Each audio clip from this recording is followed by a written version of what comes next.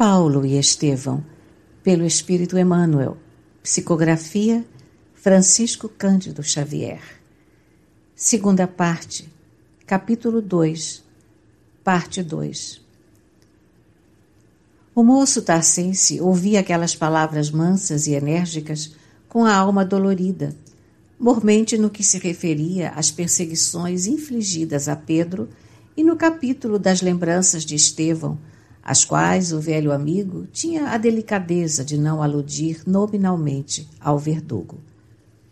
A respeito das dificuldades que dizes experimentar depois dos sucessos de Damasco, prosseguia Gamaliel serenamente, nada mais justo e natural a meus olhos experimentados nos problemas do mundo. Nossos avós, antes de receber o maná do céu, atravessaram tempos sombrios de miséria, escravidão e sofrimento. Sem as angústias do deserto, Moisés jamais encontraria na rocha estéril a fonte de água viva. E talvez ainda não tenhas meditado melhor nas revelações da terra prometida. Que região seria essa?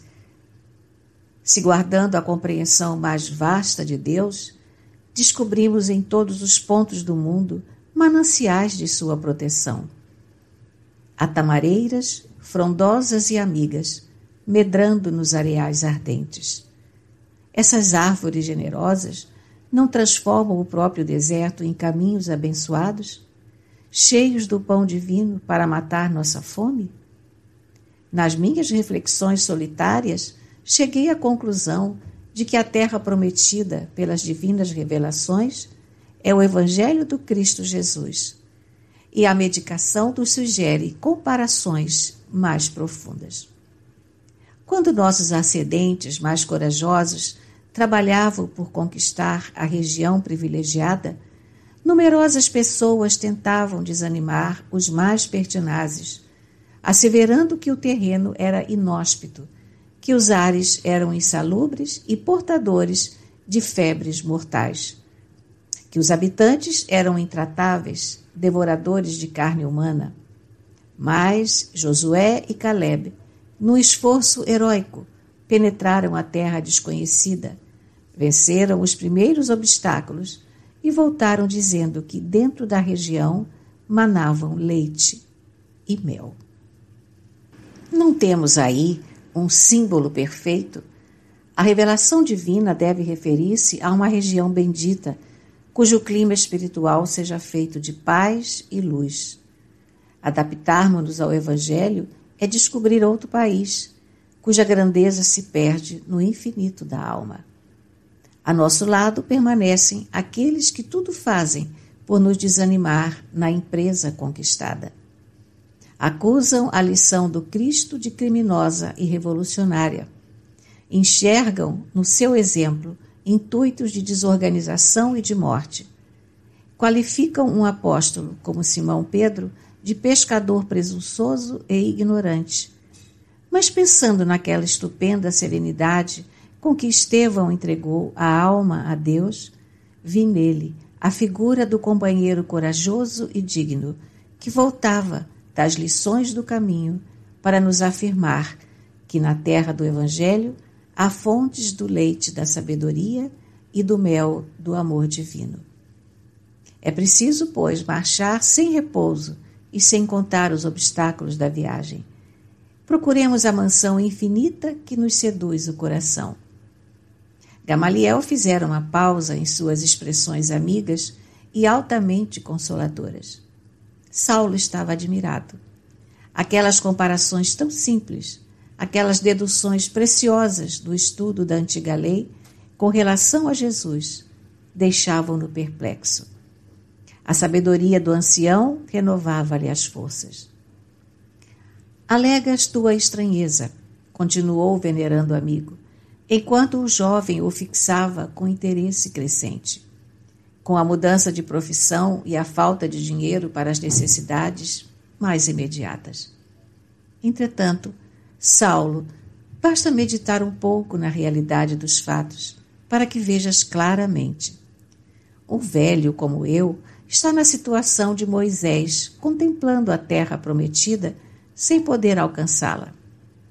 Mas, quanto a ti, é preciso convir que estás ainda muito moço. Podes multiplicar as energias com o adestramento de tuas forças e penetrar o terreno das aspirações do Salvador a nosso respeito. Para isso, é indispensável simplificar a vida, recomeçar a luta. Josué não poderia ter vencido os óbices do caminho tão só com a leitura dos textos sagrados ou com os favores de quantos o estimavam.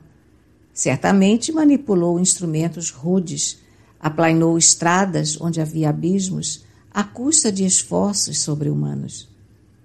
E que me aconselhais neste sentido? Interrogou o rapaz com profunda atenção, enquanto o velho mestre fazia longa pausa. Quero dizer que conheço teu pai, bem como sua situação de abastança. Naturalmente, nas suas expressões de afeto, não se negaria a te prestar todo o auxílio nesta emergência. Mas teu pai é humano e pode ser chamado amanhã à vida espiritual. Seu amparo, portanto, seria valioso, mas não deixaria de ser precário, se não cooperasses com teu esforço próprio na solução dos teus problemas. E vives uma fase em que todo trabalho enérgico se faz indispensável. Examinada a questão de família, vejamos tua condição profissional. Até agora foste rabino da lei, preocupado com os erros alheios, com as discussões da casuística, com a situação de evidência entre os doutores. Ganhavas dinheiro na vigilância dos outros, mas Deus te chamou à verificação dos teus próprios desvios, como chamou a mim mesmo. A terra prometida desenha-se aos nossos olhos. É preciso vencer os obstáculos e marchar. Como doutor da lei, isso não mais te seria possível. Então é necessário recomeçar a tarefa como o homem que procurava inutilmente o ouro no lugar onde ele não existia. O problema é de trabalho, de esforço pessoal. O moço de Tarso demorou o olhar úmido de emoção no velho generoso e exclamou: Sim, agora compreendo.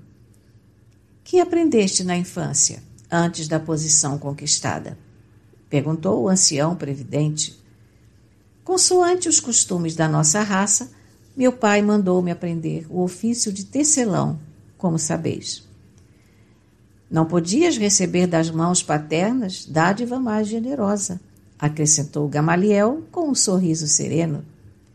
Teu pai foi previdente, como todos os chefes de família do povo de Deus, procurando afeiçoar tuas mãos ao trabalho, antes que o cérebro se povoasse de muitas ideias.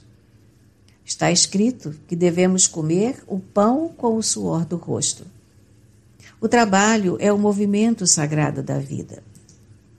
Fazendo um intervalo, como que procurando refletir mais profundamente, o velho mentor da mocidade fananica voltou a dizer: Foste humilde tecelão antes de conquistares os títulos honoríficos de Jerusalém. Agora que te candidatas a servir ao Messias na Jerusalém da humanidade, é bom que voltes a ser modesto tecelão. As tarefas apagadas são grandes mestras do espírito de submissão. Não te sintas humilhado, regressando ao tear que nos surge presentemente, qual amigo generoso. Estás sem dinheiro, sem recursos materiais. À primeira vista, considerando tua situação de realce no mundo, seria justo recorrer a parentes ou amigos. Mas não estás doente, nem envelhecido. Tens a saúde e a força. Não será mais nobre convertê-las em elemento de socorro a ti mesmo? Todo o trabalho honesto está selado com a bênção de Deus. Ser tecelão, depois de ter sido rabino, é para mim mais honroso que descansar sobre os títulos ilusórios conquistados num mundo onde a maioria dos homens ignora o bem e a verdade. Saulo compreendeu a grandeza dos conceitos e, tomando-lhe a mão, beijou-a com profundo respeito, murmurando: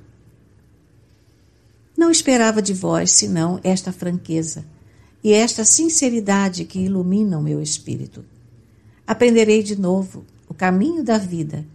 Encontrarei no ruído do tear os estímulos brandos e amigos do trabalho santificante.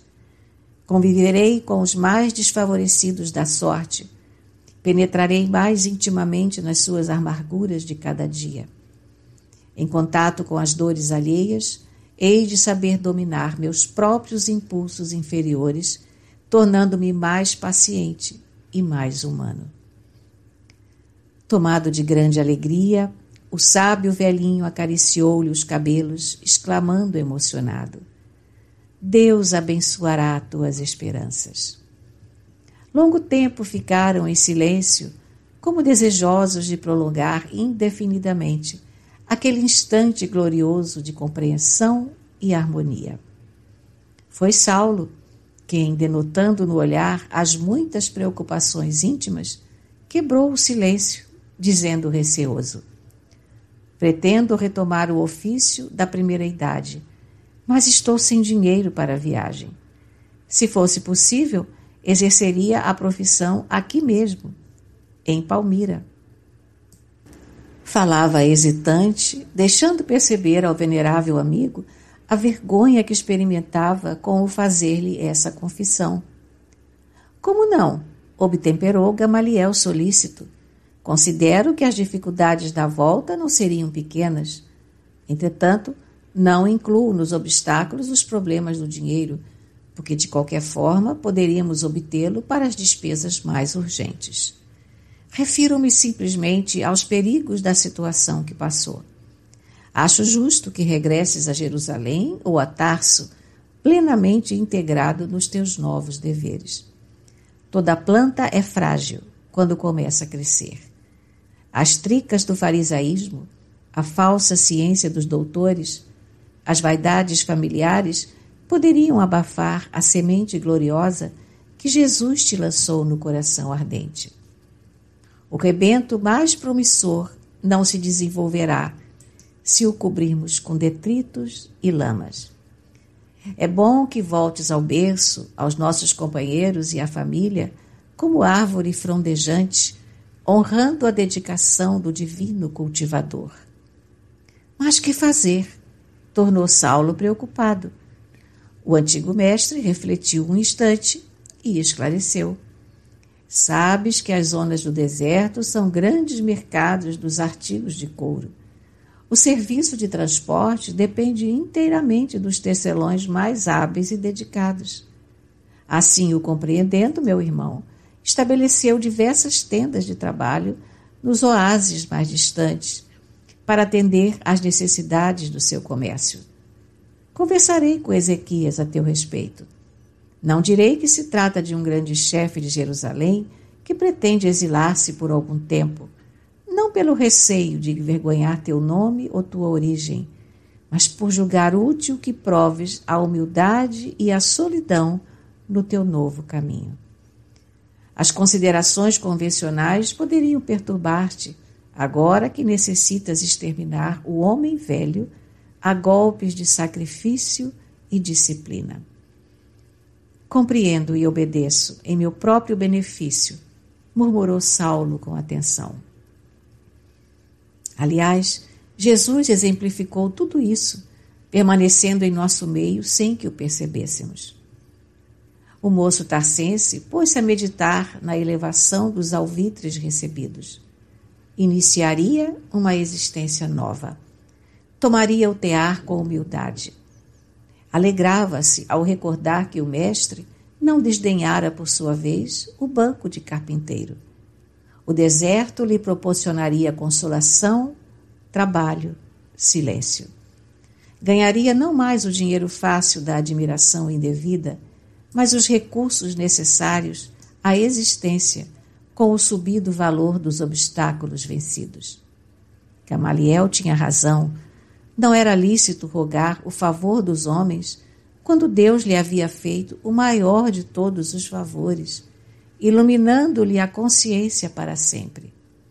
É verdade que em Jerusalém havia sido cruel verdugo, mas contava apenas 30 anos. Buscaria reconciliar-se com todos a quem havia ofendido no seu rigorismo sectário. Sentia-se jovem, trabalharia para Jesus enquanto lhe restassem energias. A palavra carinhosa do ancião veio arrancá-lo das profundas cismas. "Tens o Evangelho?" perguntou o velhinho com bondoso interesse.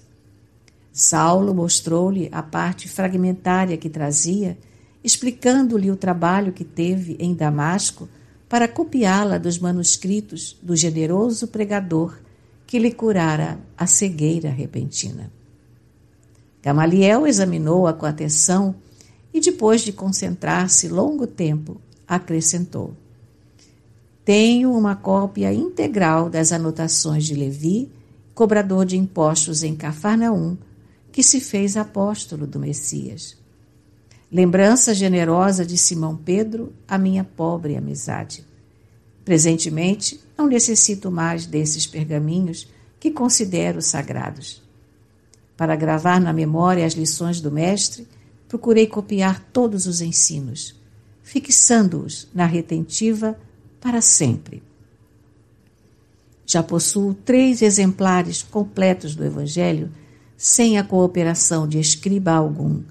Desse modo, por considerar a dádiva de Pedro como santificada relíquia de nobre afeição, quero depô-la em tuas mãos. Levarás contigo as páginas escritas na Igreja do Caminho, como fiéis companheiras do teu novo trabalho." O ex-rabino escutava-lhe as declarações afetuosas, tomado de profunda emoção. "Mas por que desfazer-vos de uma lembrança carinhosa por minha causa?" perguntou sensibilizado.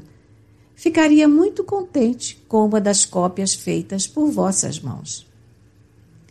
O velho mestre fixou o olhar tranquilo na paisagem e murmurou com voz profética: "Cheguei ao fim da carreira. Devo esperar a morte do corpo. Se hei de abandonar a dádiva de Pedro a pessoas que lhe não podem reconhecer o valor que lhe atribuímos, é justo entregá-la a um amigo fiel que pode ajuizar do seu caráter sagrado. Além disso, tenho a convicção de que não mais poderei voltar a Jerusalém. Neste mundo, não me será mais possível qualquer entendimento direto com os apóstolos galileus a respeito das luzes que o Salvador derramou em meu espírito. E temo que os adeptos de Jesus te não possam compreender de pronto quando regressares à Cidade Santa. Terás então esta lembrança para te apresentares a Pedro em meu nome." Aquele tom profético impressionava o moço tarsense, que baixou a cabeça, de olhos úmidos.